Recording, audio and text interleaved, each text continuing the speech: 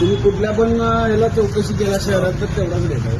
मी काय म्हणाले 45 होता गॅस डायरेक्ट 80 कसा काय झाला म्हणजे वरून तुम्हाला आयुधात कुठल्या 5-5 रुपये वाढायला. गॅर आला का तुम्हाला कुठला काय काल 75 होता. झालेलं आलाय जर दाखवले आम्हाला कंपनीतच रिपोर्ट मेलवर येतोय मेसेज येतात.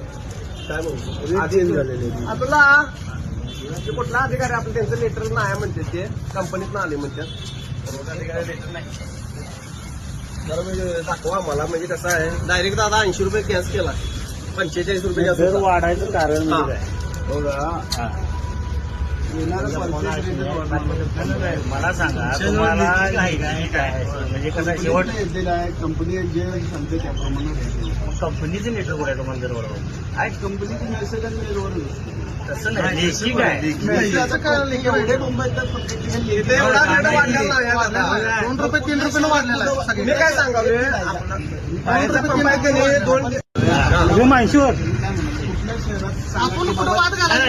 एक मिनिट हे बघा एक मिनिट मला एक सांगा तुम्ही मला फक्त एक सांगा की तुम्हाला असं परस्पर रेट वाढवायचे अधिकार आहेत का कंपनीला पण शासनाचा काही नियम आहे का नाही जे पर्चेसिंग ज्या प्रमाणात कंपनी देणार. मग एक प्रश्न विचारू हा एवढे दिवस तुम्हाला 44 रुपये गॅस दिला ते आनंदाची चांगलाच होणार आहे.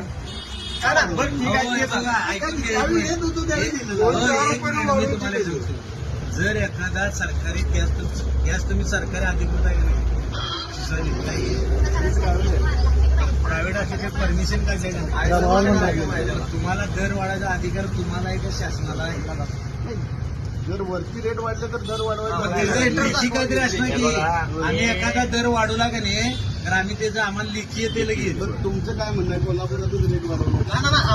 आम्हाला काय आम्हाला देशात वाढवलेल्या दराबद्दल पण चिंता आहे त्याचं कारण काय सगळीकडेच युद्ध- वाढलंय. नाही युद्धाचं कारण देऊन गोरगरिबांना तुम्ही जर हे करत असतात आता आमच्या वरनं तुमच्या लेखी काय असेल तर ते आम्हाला दाखवा.